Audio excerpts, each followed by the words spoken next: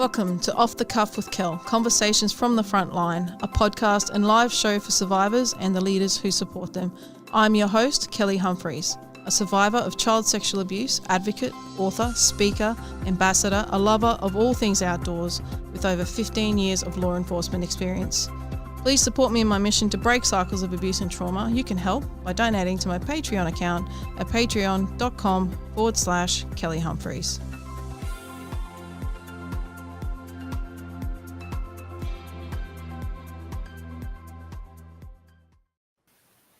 Hello guys, and welcome to another episode of Off the Cuff with Kel. Thank you for joining us if you're on tonight. I am so excited because I've got my beautiful friend Alison Geale here with me tonight. How are you going, Alison? I'm really well. I'm super excited to be off the cuff with Kel. Oh, you look, anything can happen. Yeah, I'm feeling that. I'm feeling that. Yeah, guys, totally unscripted. We don't have a script. We're just off the cuff, which, you know, if you've been watching, you know that's how I like it. It's raw, authentic, and Alison has got an incredible story becoming the leader that she is, currently the CEO of Bravehearts, which if you know me, you know that I'm an ambassador for Bravehearts. I love the work they do in helping protect our most vulnerable kids. But Alison's got an incredible story of how she got to where she is. And we're going to have a bit of a different conversation tonight. I probably think those of you who are watching might be thinking it's going to be more of a corporate leadership thing, but we're going to go a little bit deeper than that. So I'm putting Alison on the spot tonight. I feel that. I feel on the spot. On the spot and off the cuff. Yeah, you bet. You bet. Guys, as you know, we do talk about child sexual abuse, so I'm just putting out a bit of a trigger warning. So just be advised that some of the content we will speak about tonight may be triggering. So there are some support numbers on my website, kellyhumphries.com, if you do need support. And there's also support numbers on the Bravehearts website. So I'll put the Bravehearts website up a little bit later as we get through the show tonight. But Alison, I just want to hand over to you. I would love you to share with us about the beginning of the Alison G. Yeah.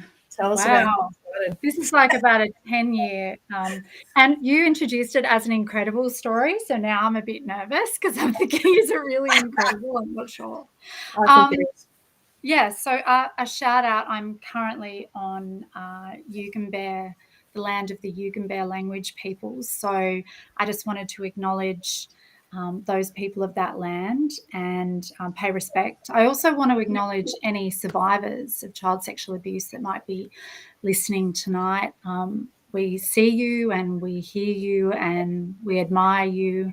And I just want to pay respect to your journey, whether you're going through that now or inquiring about it or whatever stage you're at, we hear you and see you. So thank you for joining us tonight. I'm the CEO of Bravehearts, and that's the best sentence I think that I've ever had to say or make an announcement of in my life. And I've had on paper, what some would say, a really wonderful and exciting career. I had jobs that with one network, a radio and TV network in Australia, that took me all over Australia and all over the world for 15 plus years. And my job in a nutshell was basically anything that the CEO, if he had a bright idea about something, he just sent me to go and execute that. So I've opened call centers. I've, gone and managed programs on radio stations in America and in Australia and done all kinds of really exciting things, organised dinners on the Great Wall of China. It was just... I'm sure no government officials listening, but we did have to make some pretty interesting bribes to the Chinese government to get all of our media people on the Chinese wall, the Great Wall of China. So I have had a really interesting and varied career in media. That's been most of my life. There's more stories, there's more anything that you can imagine, really exciting trips, really wonderful parties in airline hangars and meeting lots of celebrities and all the kinds of things that you think, wow, that's the job of a lifetime, and it was for a long time, or at least I thought it was for a long time. And it turns out, when I reflect, the job of a lifetime for me is the job that I currently have. And that is protecting Australian children from child sexual abuse and working relentlessly for prevention and working relentlessly for treatment. I can't think of a better reason to get up out of bed every day. But when I was in my previous life, as I like to call it, one of the things that was really obvious was what I thought was really great about the culture. So if I was doing an off the cuff with Kelly Humphries maybe 7 or 8 years ago, I've been at Bravehearts now for almost 5 years. I'm a couple of months off being there for 5 years. I know I definitely do an off the cuff, because I still would think you're the coolest thing around. Oh, stop it. I would have said, I've got this job. It's exciting. It's incredible. It's, it's fun. It's engaging. And what it really was kind of all those things, but wrapped up in a little bit of a trauma bow. Right. Because people You make that it sound pretty. yeah, I mean, there was no obvious connection or lens on trauma or anything that people brought to work. It was, you kind of ride or die. It's like a bit like a cult. It was one of those kind of companies where, and I'm a company girl at Bravehearts. I just happen to be the CEO of Bravehearts, but I do everything through the filter of what's at the best interest of the people that we're trying to protect and their little ones. That's my view.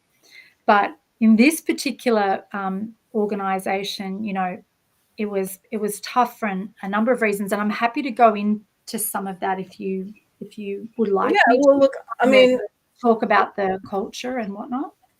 Yeah, look, we got to learn from the journey before us, and I know myself just from looking around and looking at what organizations are doing. We are more aware, but I've just hit my 40s, and I'm looking back and I'm thinking, holy hell, like it's been really hard to get here. And even just today, as we were just sharing before we started talking, like our bodies know the trauma and it stays with us. And we don't know until we know. And as Maya Angelou says, when you know better, you do better, right? Yeah, totally. And I think that we're getting there very slowly, and far too late for many of us, but not too late for our next generation. And I think that that's the most important legacy that we can leave. So I know that when we talked about you coming on, you had talked a lot about, and look, I'm not turning this into a gender thing or anything, but for women, it is difficult, and it has been difficult for a long time, and it's still difficult, particularly, Australia is one thing, but in countries around the world, and I know that we've got listeners all over the world, it's hard. So I'd love to take some wisdom from you, Alison, about your journey coming through and having to battle some of this, male dominated industries, and coming through with, the traumas that you've had and your pretty trauma bow, and to get where you are now, like you've done so well, and you lead Bravehearts beautifully. It's a tough industry. It's a really tough industry, and it's changing so quickly. I think it really does matter, those steps that you took. So I think if I look back at that time, it was just a given too. And again, we're not gender bashing, because I love men, I love everyone. So it doesn't matter. What I think is really difficult sometimes is when there is only one gender that dominates, no matter what that is. And in this particular fast-paced, very commercial driven, the culture was, competitive, like I said before, win at all costs, and what was the value was the win that you had 2 minutes ago and you were defined by that. So you're on this journey of just constant winning, fighting. And then if you put in another layer of that, and if we just use two genders, for example, male and female, there was such disparity. But at one stage I was one of two women who were on a senior executive leadership group for this particular organization for the whole country. And that is less than 12 years ago. That was an incredible thing. And for me and my colleagues, my female colleagues, it was you were constantly aware that everything was just a little bit different for you. So what that meant was, I had to plan my interactions with my colleagues. I wasn't everyone's little sister or big sister. I wasn't their, sexual interest. It wasn't, being coquettish or flirting. It wasn't you're my brother. It wasn't you're more dominant than me. It was just always having to consider the place, because the depth and breadth of that particular gender's presence everywhere was really it was really full on. It was very full on. And when I came over to Bravehearts eventually, this is after like many years working in media, it was very interesting because people were talking about how they were feeling. And other people were asking other people, how are you feeling about this? And how are you? And there was this focus on looking after yourself. And for me, that was traumatic in itself, because I had been wired since I did work experience with this organization and then went back to the radio station that I did work experience at and became the manager. And then had to, kind of eventually oddly let go of the man that was the manager when I was there as a young person doing work experience. So I'm sorry, that would have probably felt really good, right? Actually, interestingly, no, because he was a good bloke. Oh, and but there were plenty more blokes to back him up. We had blokes. There were blokes seeping out of the walls, So it was look, and it was a highly charged environment. When I look back, I think when I look back on my time in media, and this is the first time I've actually said this in a public forum, but that industry is ready for its own Me Too movement. I think about the times where I was totally compromised. Felt like I can't speak up about this behavior. I can't. I've just got to keep going. This is normal. It's okay. This is what happens. And I've been thinking a lot about that lately because, because we were speaking about it earlier, and I've been thinking more and more about it. And I keep thinking, in the space where we come back to child sexual abuse and how we really, really want to encourage these little people to speak up, and yet we're kind of asking them to do things that I'm 52. I can't remember now. I'm 52, maybe now. no. This year. One of the two. I've decided to forget. I'm either 52 or 53. But it wasn't that long ago when I was compromising myself all the time. And we're asking young people and little kids to speak up. And I know a lot of adult women or men in circumstances where they're not in control and they can't do it. So it's a big ask, which is why it's just so important, as that everybody around the child is really really in tune and really understands and really supportive and really gets what it is that the child's trying to talk about. So the onus just isn't on the child. But it was interesting being a leader in that environment because I became one very young. I was looking after and managing my first radio station when I was 29, 30, just turned. And if you had a list of these are the top 10 things you need to do as a leader, I was doing all of those, and they were probably the things that you shouldn't be doing. because, like most people, I was influenced by pop culture. I just thought I had to be part, and for anyone who is my vintage or understands these shows, there was a woman on television and she was successful. Her name was Alexis. She was on a show called Dynasty. She was played by Joan Collins, and she was a bitch, and you had to be a bitch, you know what I mean, to get anything done. You had to be, that's what you had to do. In Australia, we had a show called Sons and Daughters, and the lead villain was Pat the Rat, like all of these women that were doing things or being successful, it had to come at the cost of them being gentle or vulnerable or informed about trauma or being, having trauma themselves. So my kind of blueprint was a little bit Heather Locklear out of Melrose Place, just get it done, get it off your chest and get it off my desk, these kind of stuff. Like I really, really look back at young Alison and think, crikeys, what a wanker. But, you just kind of, were brought up by television and you thought this is what it means to be a leader. And that was the kind of greed is good time and Wall Street and, like you just that's how, people were on board with me or they weren't. And, it's interesting you say that. And I kind of just want to go back to the part where you're talking about, we're expecting our little people to be able to talk up. But for so long, the model that we've had is to push it all down and harden up, right?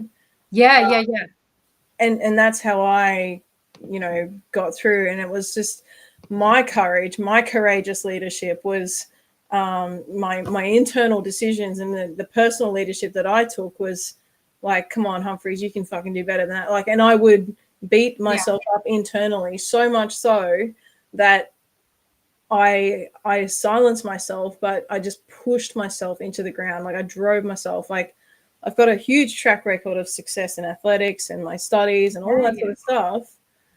But at what cost to me? And at the end of the day, now that I'm reflecting back and I'm going, hang on, intellectually, I understand all this stuff, but my body is a mess, And so we're paying now for this, and we're paying for it in our children. And it's only now that we've had the Australian Child Maltreatment Study that we're seeing, a little bit more what I think is a true reflection of where things are at, because I think the previous statistics don't indicate where we truly are. I've had survivors, Alison, that I've had following me since 2015, and I'm only hearing from them now, and they said, I've been following you for this long, but I was too scared to even like the button because I didn't want people to know. And so this is what we've been modeled, and this is I guess the leadership, and we're looking at our government, so our top leadership all the way down to how we lead our own personal lives, and it's on us to change the status quo, to change how this looks now, and not to be compromising ourselves. And I know that you're sharing how you've had to do this in your walk. And I think when we spoke, when I wanted you to, I asked if you could do this, I was kind of a bit like, oh wow, that's crazy that you've had to go through such big steps. And I just wondered how the hell you did it, because I just, women were just not leaders. And even now, like in my organizations where I work, even in the police, there's so few female leaders. They're coming, but it's just, it's only they now, are. Yeah, and we got to celebrate our women leaders, sorry. No, we do, and I think in this sector we actually have quite a lot, which is we do, yes. Great. In fact, the pendulum swings completely the other way, and by and large, 7 to 8 leaders that I meet are women, and we need to kind of get them out of the boardroom, because there's a lot of focus on making sure that there's board quotas, and that's important, but women actually on the ground running the organisations that are reporting into the board is actually really important too, because they're the ones making the lion's share of the decisions about the organizations and the people, and they're the ones that are coming into contact with the people all the time. So I think when I started my leadership journey, it was, what were the attributes that they were looking for? And I think that it was kind of, I was outspoken. I've always been an energetic advocate for getting the job done, whatever that was, whether that was for making money for faceless men and shareholders, whatever. And I have that same drive here at Bravehearts. But I think if you were a female leader, you had this secondary job in the background, which is like making sure, wonder what they think of me. Like men, these guys didn't care less. They weren't even, that wasn't a focus for them. And I think that we're coming out of that now. And it's only in the last really 7 or 8 years that I've really appreciated leadership through servitude. So my job is to clear the path for the people that work at Braveheart so they can get their job done. And it's not about this hierarchical, you have to have a CEO, you have to have someone that, and quite often I either have to take the hit, or I have to be the bad guy, or I have to be the person that makes the tough decisions, or occasionally I'm, lifted up as someone who does a great job. But mostly it's about the people that are doing the work day in and day out. It's about them and creating an environment where they really can thrive. And that includes being really trauma informed. And that's not just exclusive to Bravehearts. No, that's got to be everywhere, doesn't it? And we have to change. There's a lot of organizations are on their back foot, I think. And it doesn't have to be difficult. It doesn't have to be like a scary thing. I think people make it to be this big, tough, we have to do this and tick this box and tick that box. Yeah. And it's just about, to me, it's just about being a good human, asking questions. And, that little bit of awareness goes a really long way. Oh, and really actively listening. And I think that, there's this great exercise that when I first meet people, I do with them around what active listening is. So we've become a society of people that make a lot of statements. So Facebook is a really good example of that. So someone will post a photo and they have an injured leg, they've been bike riding, and they take a photo of the gash on their leg and they're bleeding. And, the first couple of comments are, I'm going to go from one side here to right to the other. But the first couple of comments are like, oh, that looks so painful. It's like 1 or 2 comments before empathy moves and it becomes about the person who's commenting. So they'll say, that looks like when I did it. Yeah. Right down to the very, end where it will say, try having a baby. And, so we as, I urge anyone who's listening, if at all anyone is, but, they might replay it and listen, right? Yeah. No, we've got people watching. There's a live audience. if you go into a lunchroom in any organization and you just listen to what I like to call the tennis match, right? Like, so let's say I've come. I know what you're talking about. Now you're saying this, I can picture the day room. I'm like, yeah. Oh yeah. So I walk in and someone's just come back from Bali, right? So they're just going to say, I've just come back from Bali. And the first thing someone says is, I went to Bali.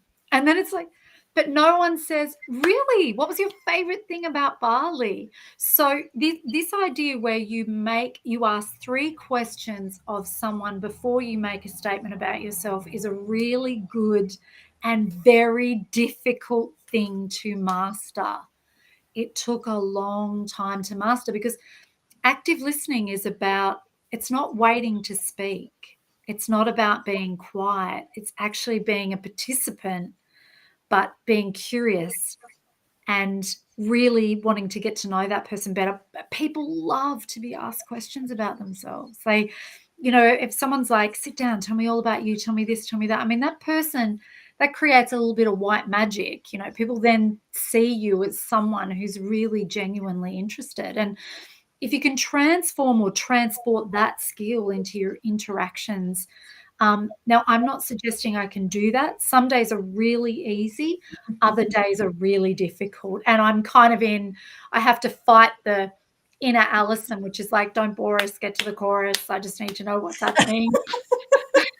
So, I mean, she's alive and well too. I mean, my professional life, she's a side of my personality, you know, that one that needs to understand, okay, this person isn't as direct. I want to ask, how many of them are there, Alison? How many are there? How many? Yeah, there's a few. There's a few. How many alter egos? That's a whole other live stream. I've pretty got, yeah. I moved somewhere.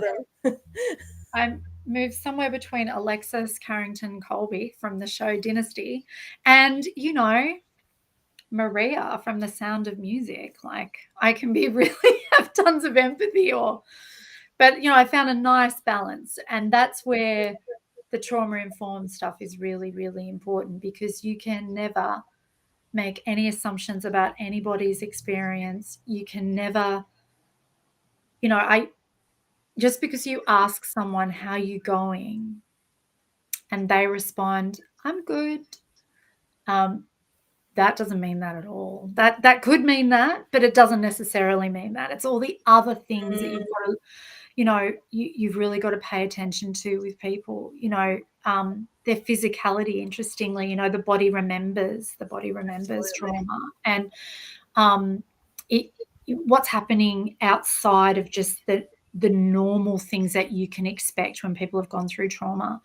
And you're right, the child maltreatment study has, you know, not vindicated us all in this sector, but we've known that the knock-on effects, the impacts to the person are not just as you might imagine. They are far-reaching.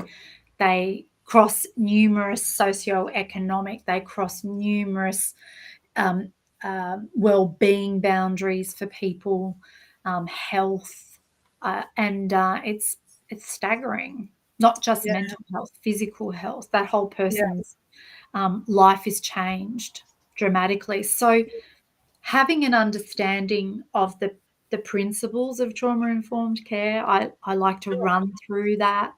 I like to think about, is this a safe situation? If I implanted those principles now around collaboration and choice and safety and empowerment and trustworthiness, if I took that right now and took it to my previous work environment, I'm really frightened for her.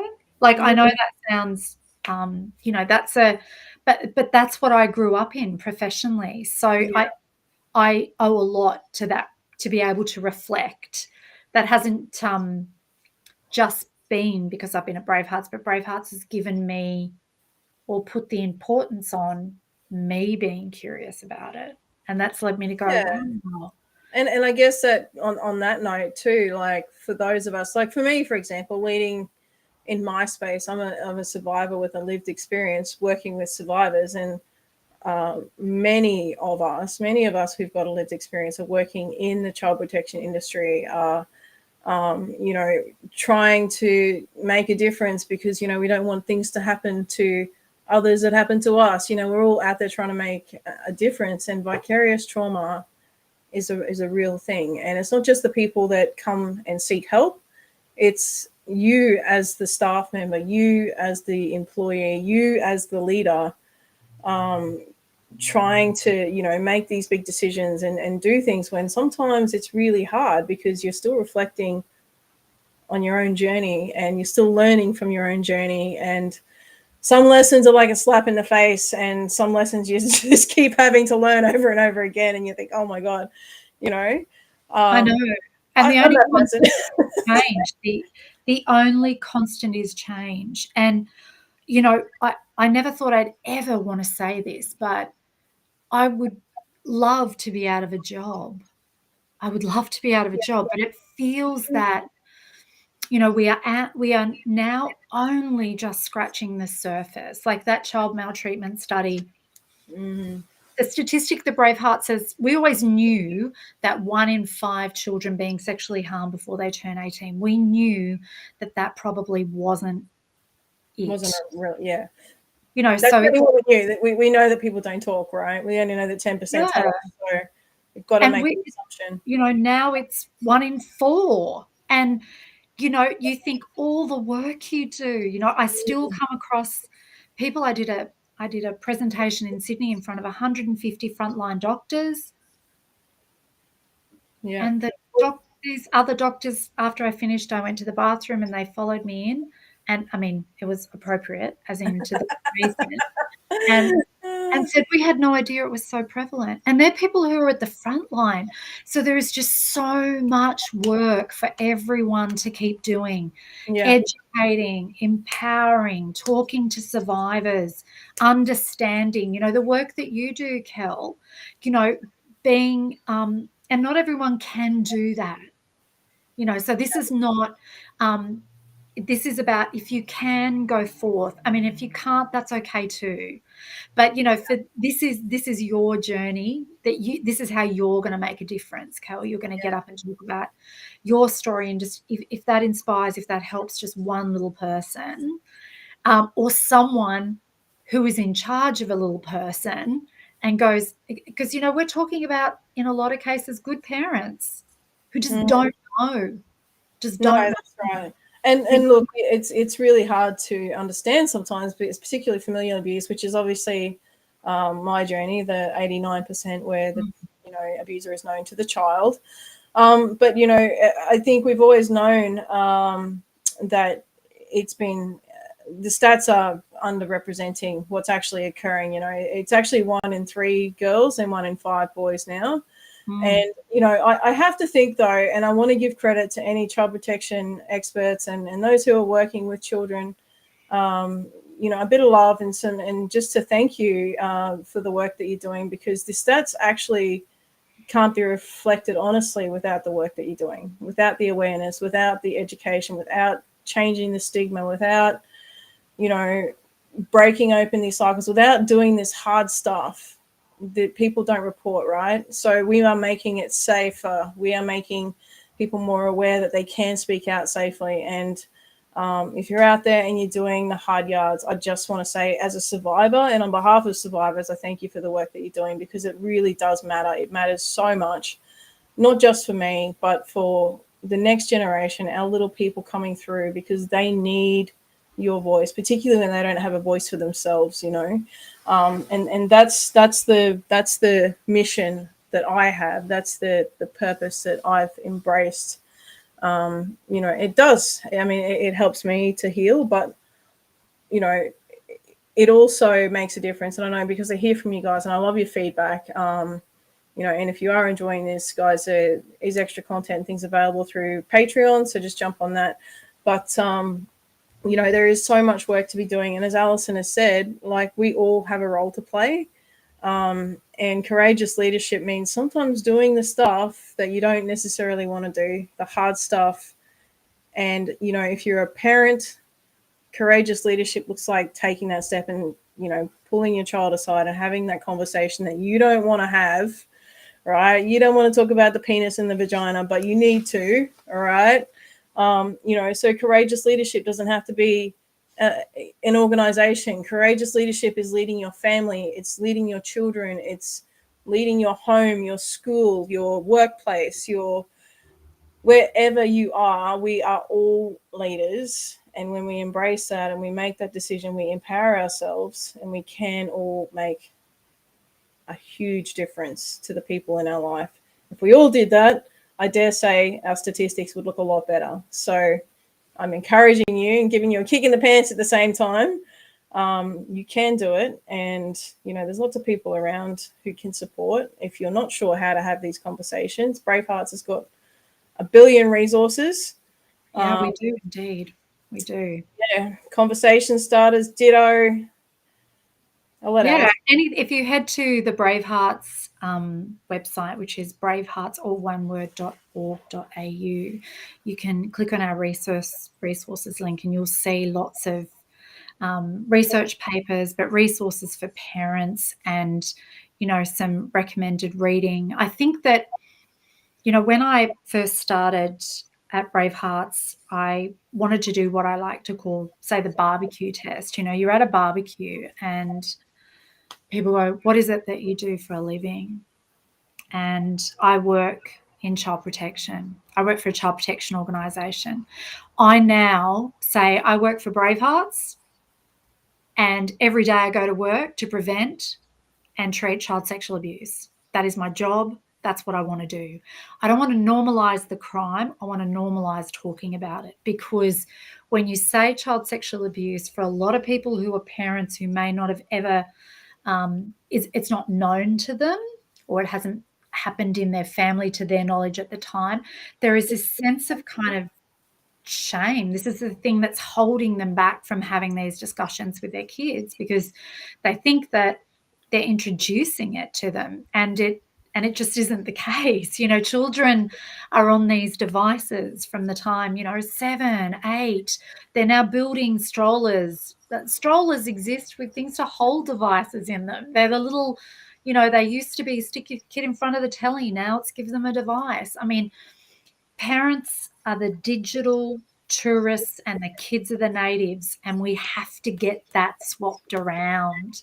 You have to get confident about understanding who's talking to your kids, understand changes that you're seeing, not just online, but it could be that there are things that are different about them when they've spent time with this person or something.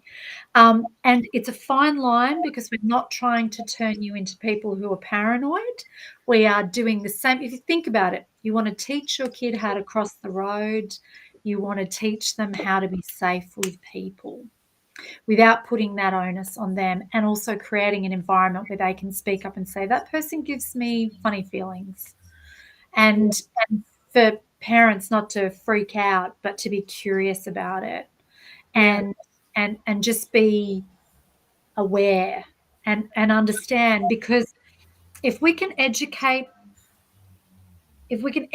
people around children, and even children, about this topic, through, they can become experienced by being educated rather than having experience, being educated through experience. If we can avoid someone having to experience this crime and its many nuances, then we can really make a difference and make sure that people just don't have to experience this trauma. It is life-changing trauma, as you know, Kel. I don't need to tell you that.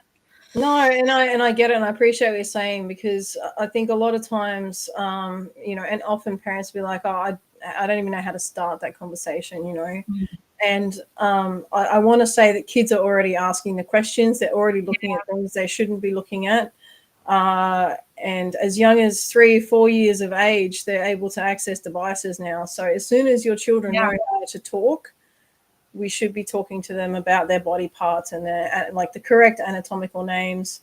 I know it sounds goofy and weird and awkward, but that's why this podcast exists, is so we can actually open up big conversations around child sexual abuse, trauma, childhood trauma, and it's I try my hardest to make this an easier conversation, and not just an easy conversation to talk about, because it's not always easy for me, particularly with my lived experience, but for you guys listening, to just, it's real, right? And it's real life.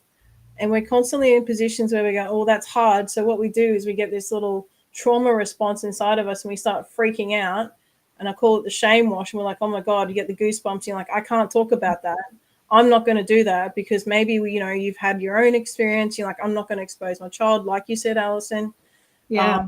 And then you don't say anything at all. But what you're actually doing is you're not allowing or giving your child a language around what that is, in order to speak about it if it happens, right? Because that's what happened to me. I didn't have a language. I was I didn't actually, the penny didn't drop until I was 12, and then it was already too late for me, right?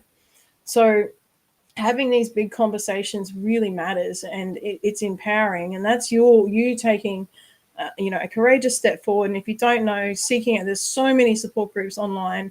There's so many resources available to you. And if it's cyber safety stuff, the Think You Know, Australian Federal Police has amazing resources.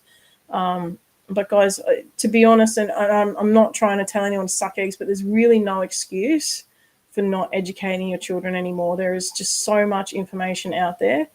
You know, and if you want to know something and you don't want to go somewhere, just ask me. You know, I'll tell you straight up. And I'll be really bloody honest about it. So it's on you. And I also want to say this to parents respectfully. It is on you to teach your children child protective behaviors. It's not up to the school. It's not up to an organization. It's not up to anyone. It is up to you to take this step, right? To create that environment at home and encourage, and I want to say encourage brave conversations, because that's when your child's going to be able to go out and say, hey, mom, like, what the hell's going on here? This dude's just messaged me online, or, you know, to be able to feel safe enough to come to you, that you're not some prickly cactus that's going to bite when they're trying to ask you something really personal. So, you know, it's Kel, I don't know if you would agree with this. I'm just thinking that quite often the person that's talking a lot to the child is the perpetrator. You know, they're providing that, you know, kind of, you can tell me anything environment. Yeah, correct. And I can see you nodding. So I know that, you know, if you've got kids that are, let's say in either of those those scenarios, if you've got, you know, the perpetrator is having those intimate, supportive feedback, I'm here for you kind of, you want to be able to you want to be able to cut through that. You want to be able to make sure that your child knows that to get those kind of supportive conversations, they can come to you even if they feel they've done something wrong. And online, the perpetrators just work off shame, and, you know, because it could involve CSAM or imagery. So you want to be able to, as a parent, make sure that that child has a soft place to land and they know it no matter what. Yeah, and it's unconditional. So, you know, when they do disclose, it's like, I love you. There's nothing that you can do that's going to make me upset with you. You know, and because often they fear that you're going to leave them. That's something the perpetrators said to them, and say, like, if you talk about this, your mum's going to leave, or your dad's going to leave. You're not going to have anyone. No one's going to believe you. So it's kind of fed into them, and you know, that shame, it keeps the kids quiet. So I know this because it's my story, right? So I know it because it's the story of many survivors like myself. And familial child sexual abuse is a little bit different. You can't always escape it, right? You can't get away from it. It's in your home.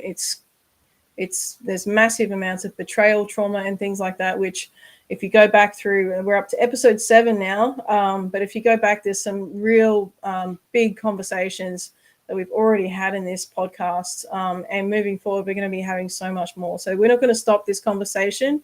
This conversation has started, and we're going to continue it, and I intend to make a big stand for the 89%, so you better be watching this space. Yeah, and I mean, particularly, I mean, that is the history of Bravehearts too. Absolutely. This crime type, particularly when the offender is known, trusted, and often loved by the family, the impact of that is far-reaching, because the consequences the child takes on, the impact of, but that's so-and-so's friend or brother or father, or, you know, what if that happened? And you know this from experience, Kel, that, you know, that is a lot that children have to, that is the, you know, that is the weight of all weights. Because and then to normally interact, and you know, I can't imagine. And it's asking a lot of a child. Like, I mean, I remember so much about how I was thinking during those times, and a lot of it's in my book, Unscathed Beauty, which you can order from my website. But I talk about the conversations I was having internally and about what I was thinking. And you mentioned it before, we're having a lot of these conversations with the perpetrator, right? But the perpetrator justifies their behavior, which makes you feel like you're doing the wrong thing, or that, sorry, not that you're doing the wrong thing, but that you're doing the right thing, because it's, I spoke up and I said, oh, I don't think this is right. And you say, well, don't you think that God wants us to love each other, right?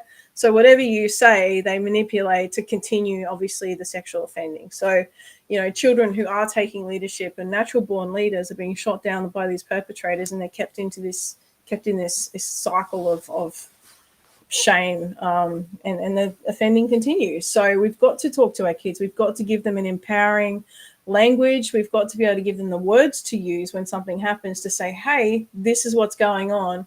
And you as a parent, having done your education and some training, what you need to do, what steps you need to take. And it's not so overwhelming that you feel completely frozen, right? There's resources there, and there's things that you can do. So, and again, Bravehearts has got so much information on their website. So we are definitely here. The team at Bravehearts are fantastic. They're quite possibly the best team I've ever worked with. And I mean that. That sounds like I'm being like trite. I'm not.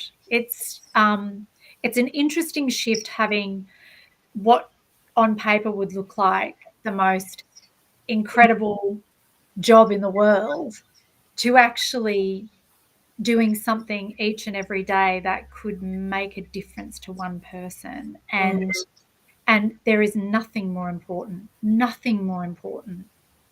than making sure that this crime is eradicated. That would be amazing.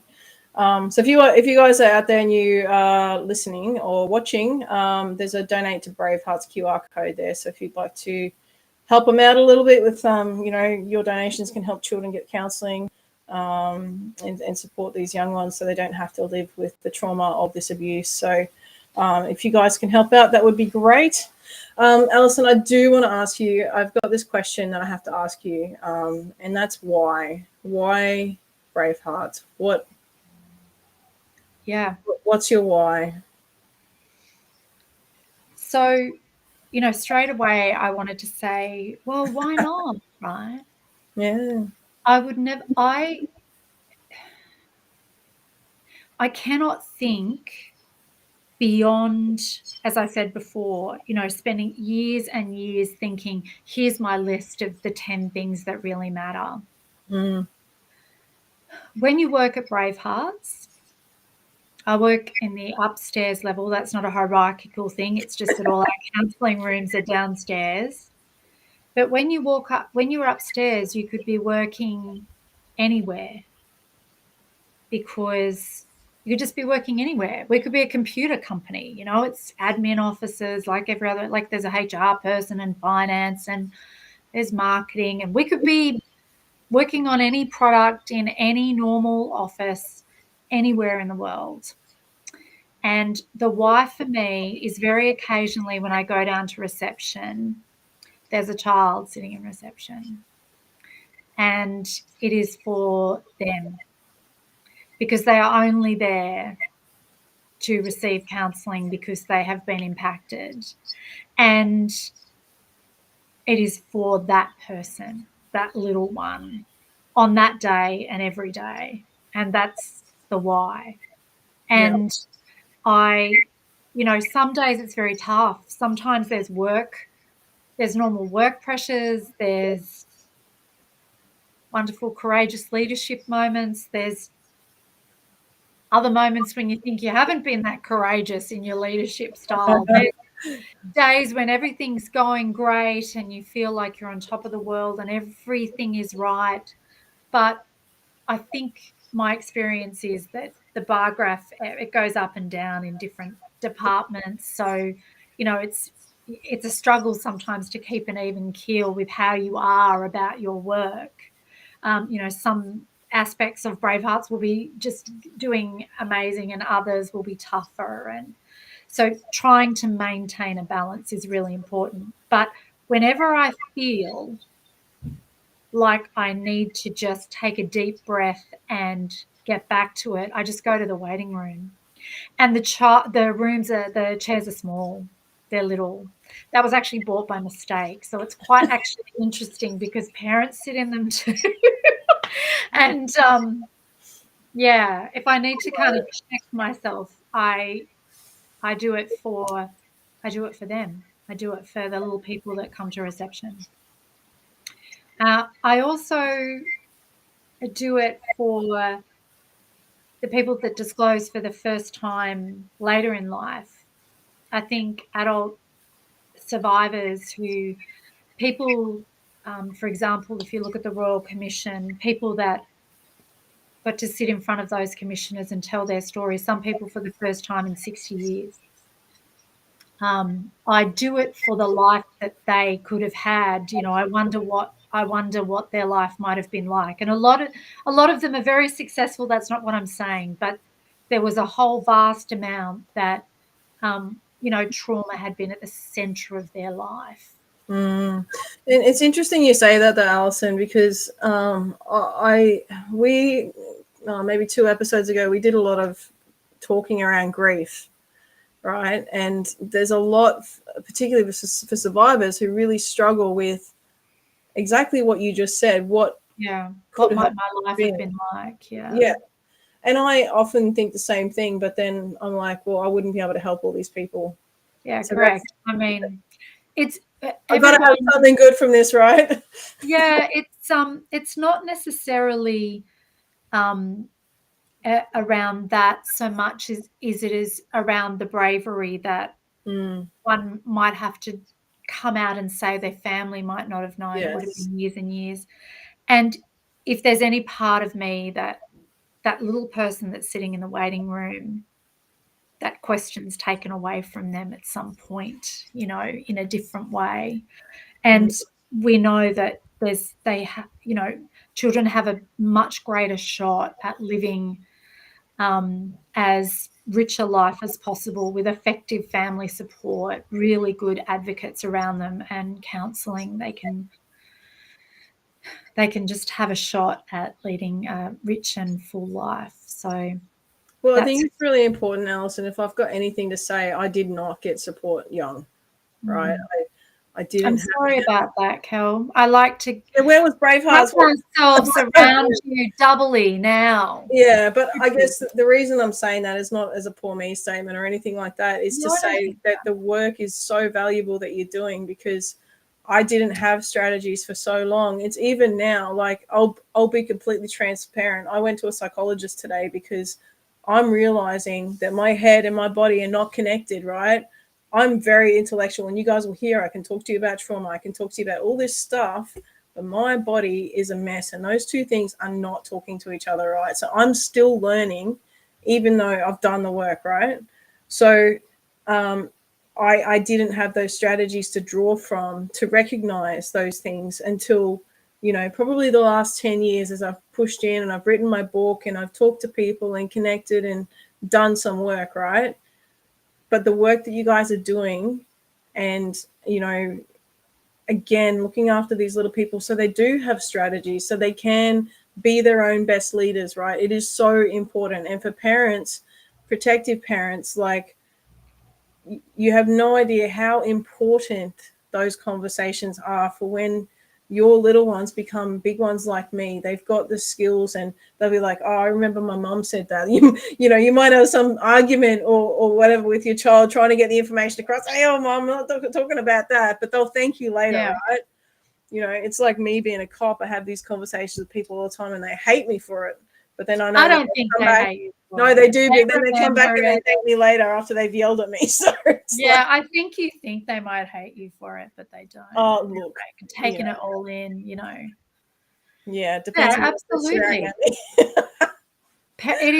It takes, courageous conversations are difficult, right? Absolutely. We know this.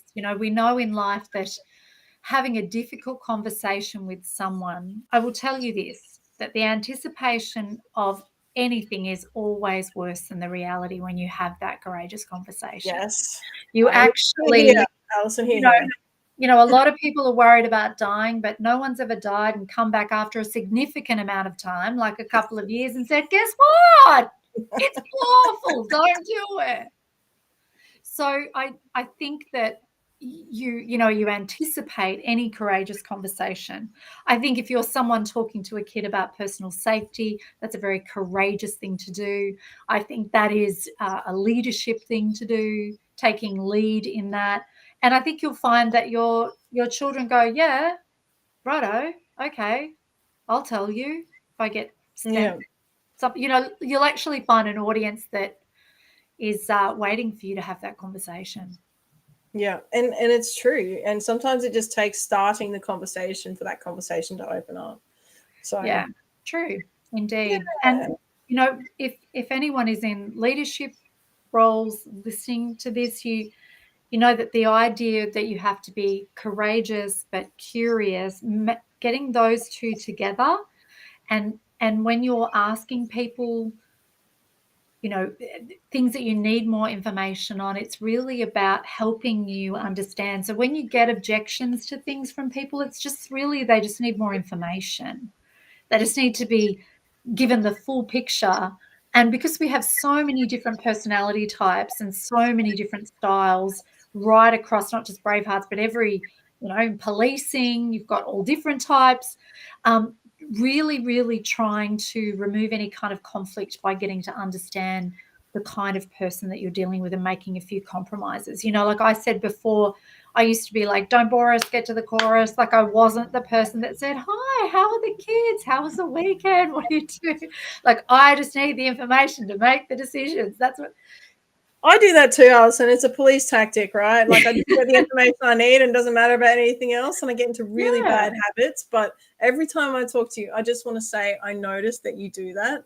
And it's really good because we just have the best conversations. Tell me more about this, like help me understand. So actually I've, learned a lot about compromise, but it hasn't been compromise. It's now, I would have called it compromise years ago. It's actually adjusting. I've adjusted, turned me down so I could hear others. And that's, both internally and externally, not my many personalities. I just mean turn down my style so it doesn't have to be the one that leads the conversations. I think, though, does that come from having to push your way through leadership to be heard? Like, do you think that that's because as a survivor, like trying to speak up and stuff like that now, I sometimes feel like I overcompensate because I didn't feel like I could talk before, if that makes sense. Yeah, I think if you're given a platform and you think I could never speak before, so now I'm going to. I mean, I would overstay my welcome in the speaking up stage any chance I could get because, this was, if you asked a question, you were told that's a non-question from a non-person, like it was pretty yuck. It's pretty brutal. Yeah. Yeah, that's pretty brutal.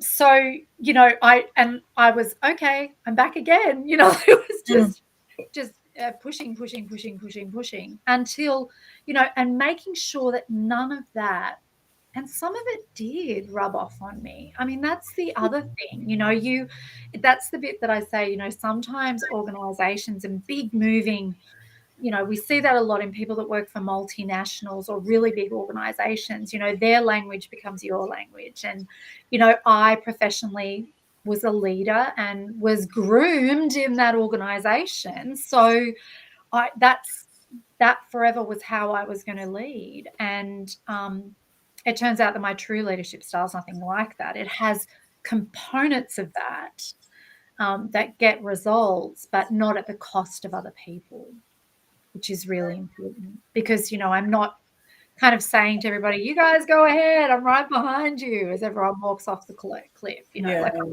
kind of like, let's go, follow me. And that was an interesting adjustment. There doesn't have to be casualties all the time. You can also do so much consulting with people, though. This is the fine line. You can do so much by consensus that you become paralyzed and you can't make a decision. So if you, I feel like that all the time. I'm now going to seek the input of 25 people to help me make this one decision. That's not also what you're there for. You're there to make those decisions. So you have to kind of temper how much consulting you do, because you end up kind of going, oh gosh, because someone is always going to have a lower satisfaction at the outcome level as someone else. It's interesting you're saying that. I just have this thing in my head that says people pleasing, right? And particularly those of us with lived experience are people pleasers. So we take a long time to make decisions. We want to make sure everybody's happy. And we sit there, like you say, and we get stuck and then nothing gets done. I do it all the time. So I'm just saying, I just could feel you in that. I was like, oh, okay, I totally get that.